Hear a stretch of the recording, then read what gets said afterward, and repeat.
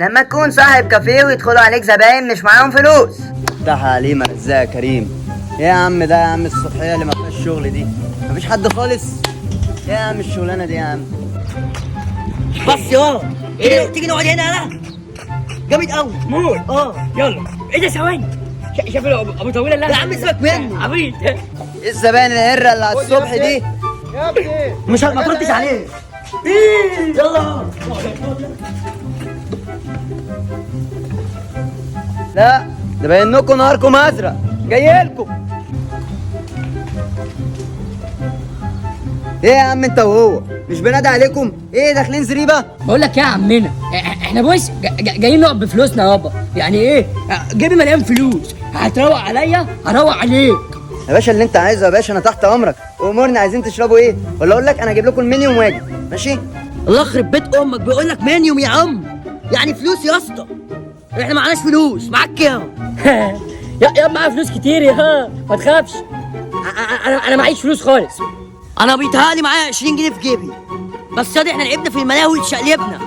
ممكن تكون وقعت بس انا كده لا شكلها موجوده. اتفضلوا يا باشوات. عندنا بقى حته شيف بيعمل بيتزا اطول، انما ايه ما اقولكش. ماشي يا ابني. 80 و90 و150. بقول لك يا كابتن انا عايز واحد بيبسي. وانا كمان عايز واحد بس. ماشي ماشي. عم الزبائن المعفنه على الصبح دي، واحد يقول لك منيوم والتاني باشا وكلنا فلوس وفي الاخر طالبين 2 بيبس. اقول لك ايه، هي واحده. اتفضلوا يا بواب. امروني بحاجه تاني؟ يا باشا ممكن واحد ميه؟ الميه قطعه ومفيش ميه. خلاص يا عمنا انا مش عطشان. انا شربت قبل ما اجي، مش عايز ميه. حلو البيبس. يخرب بيت امك يا عم. خلصوا وتعالوا لي هناك حاسبوني. عبيط قوي الواد ده. ما عارفش ان احنا معلمين. واد يا بنت. عبيط قوي ولا ايه؟ الله يخرب بيوتكم. تاخد هات ساعة قبل ما اشوف المنيو.